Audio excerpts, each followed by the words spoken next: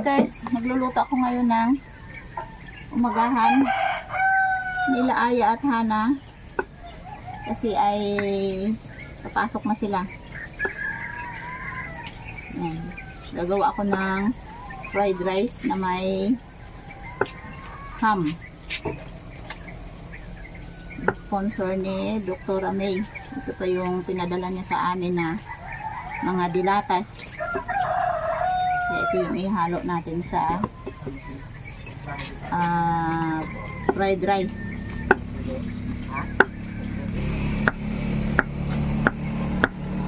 Iwa-iwain ko lang siya ng maliliit para maganda tingnan doon sa sinangag.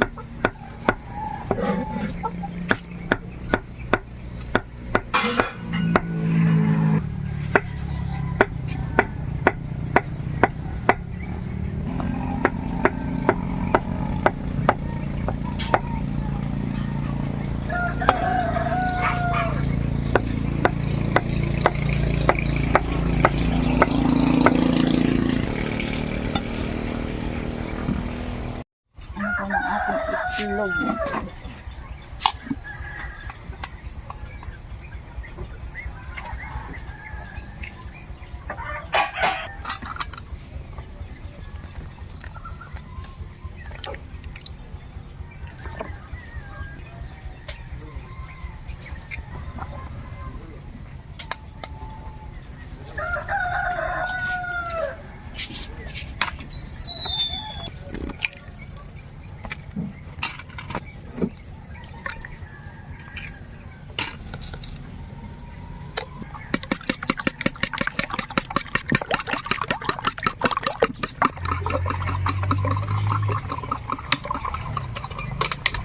Balik kagabi, nilaga ko na itong tuhod ng baka. Ayan, dahil para makaabot sa breakfast nila Hana at Aya. Ayan, kailangan nila ang sabaw ng baka. So, ito mga kasisters ay nilaga ko lang sa mga spices. Pagkatapos ay ganyan na lang yan. Kasi sabaw ang importante dyan.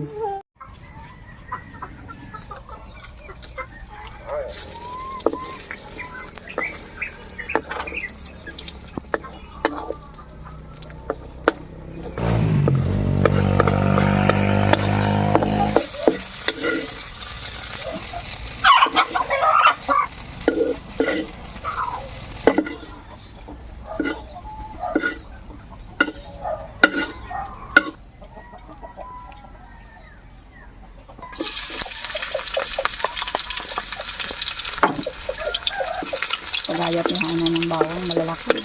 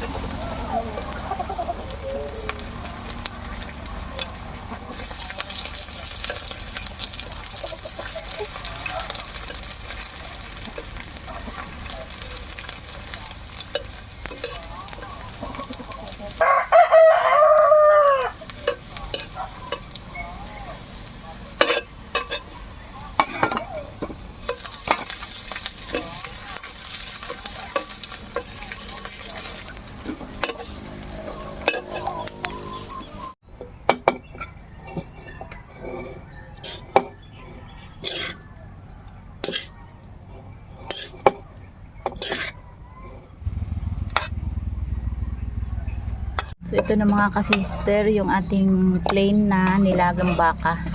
Wala siyang hinalong gulay. Paborito daw ni Aya to. Kasi may sabaw. Oo, kapag kainit. So ayan mga ka-sisters, bali ito yung umagahan namin. 3 lang kami ang kakain. At papasok sila Hana. So pray tayo. Maraming salamat po Diyos. So patuloy na pag-iingat. Amen. Okay. Bilisan nyo magkain para makaabot kayo ng time. Makamalit.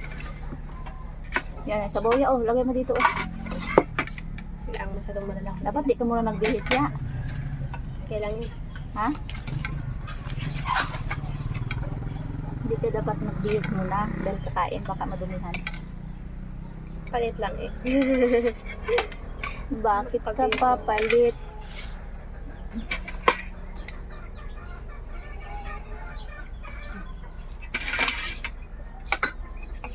Ano o, sabaw?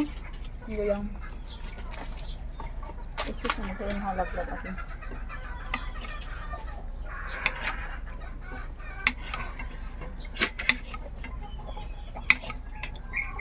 Sana to kung hindi, ano, no? Hindi lutong-luto. Ay, lutong-luto. Masya talaga. Dapat 5 minutes lang ito. Luto na sana itong itlog. Ay, nilasa din? Yeah, sarap. Yan na yung baon nyo. Ang katerbang kanin.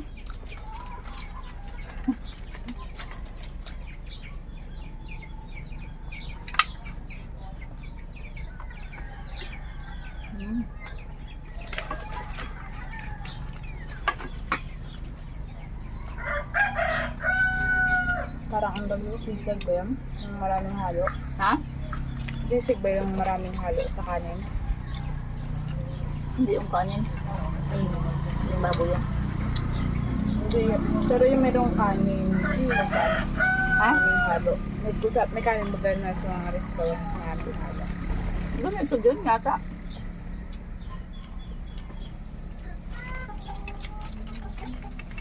Ayan, salamat kayo kay Dr. May at Thank you, ma'am. Thank you very much, ma'am. pagpasok nyo ay mayroong dilata.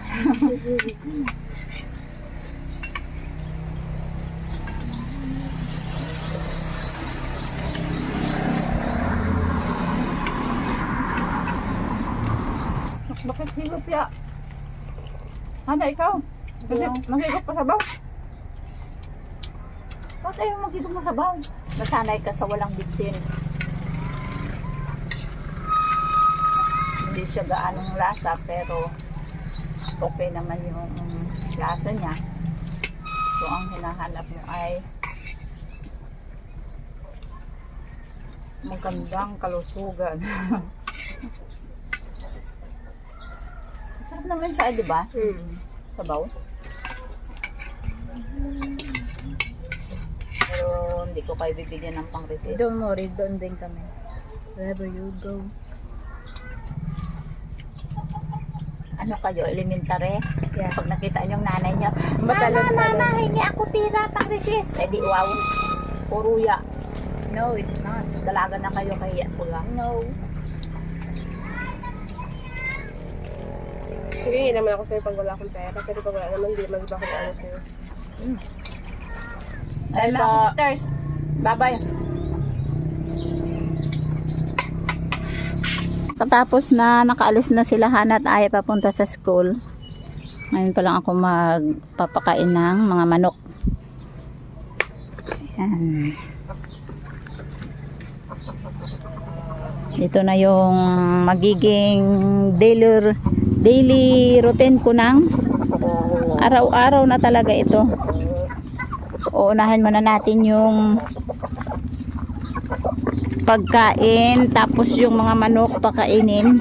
After ng pakain natin sa manok ay sa garden na ulit tayo pupunta. So napakakulit. Ayan oh, napakakulit ng mga manok natin. Yan. Hindi pa ako nakagawa ng gate kaya ito munang ang tawag yan. Hagwire na to ang pinaka-temporaryong gate ko. Ang iba doon ay ay ngitlog. Ayan, kakain na kayo.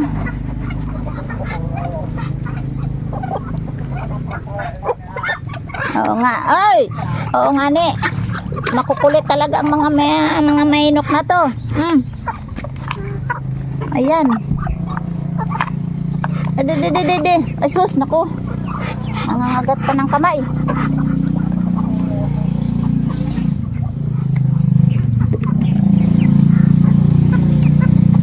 Ala. Diyan kayo.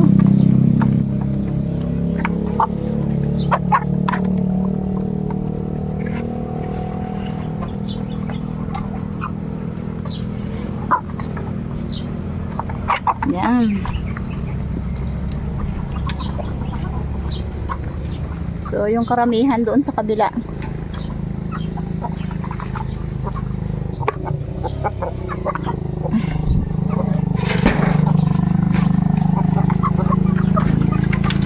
Okay, nagkagulo na. Doon. Ala, bahala kayo dyan. Naglabas na kayo. Dito tayo, dito. Aba, doon na nagpunta sa kabila, oh. Kiting! Yun. Oh, doon.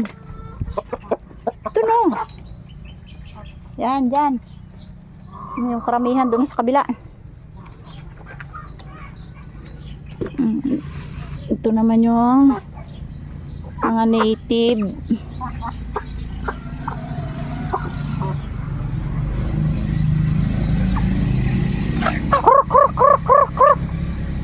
Ba, nag-agawa na kayo dyan ah. Doon na sila sa kabila oh. Hala.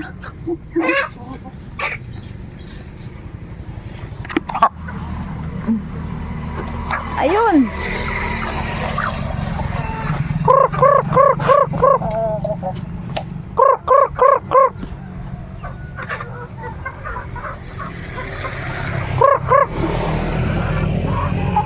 Nagkabatak-watak na kayo ah. Agaw-agaw sa may kainan ng pato. Mga ka-sisters, yung ano oh. Yung langka, first time itong namunga, pero ganito siya kaliit. Ayan oh, sa tagal ng panahon kasi mula na nagkulong ako dito ng manok. Ayan, nilagyan ko siya ng manukan dito. Siguro ay natubigan lagi, kaya napilitan siya magbunga, pero maliit pa yung bunga na binigay. Magiging reject to mga ka-sisters kasi nga nangingitim siya oh. Malaking puno naman ito siya, kaso lang bansot ang kanyang bunga. Yan, siguro gaganda na yan kapag laging nadidiligan dahil dito yung mga manuka natin.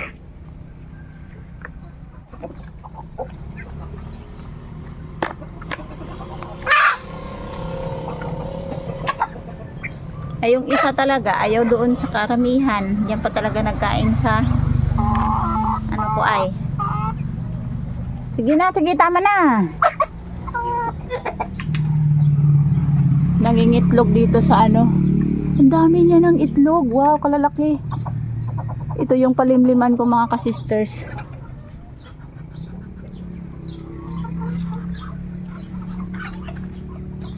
Bala yung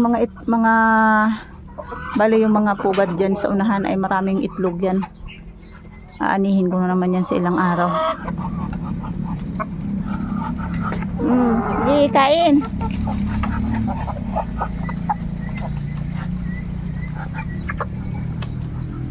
Yung itlog ng pato mga ka-sisters oh.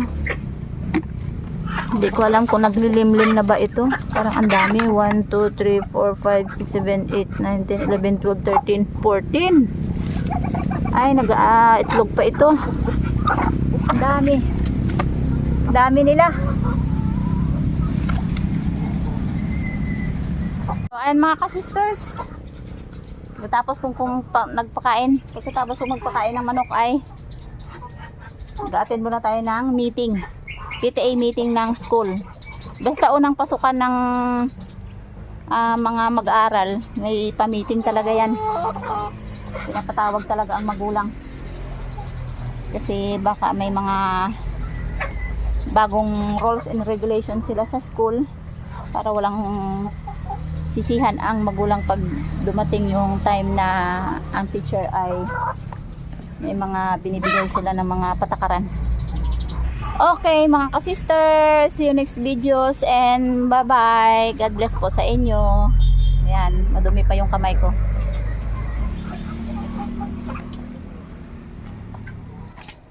Ay nako, katatapos nilang magkain, nag-away na. Istorbo talaga tong mga talo naman eh. Galit na galit kasi itong lalaking pato na to dito sa wow! Tama! Ay ano ba yan? Umalis ka na. Ikaw kasi, nagalipad ka kasi galing dyan sa kulungan mo na. Diyan ka. Oh. Talo ka naman eh. Diyan lang kayo sa kulungan nyo. Huwag kayong lumabas. Kawawa ka tuloy dito sa ano na to. Sa pato. Ay away eh.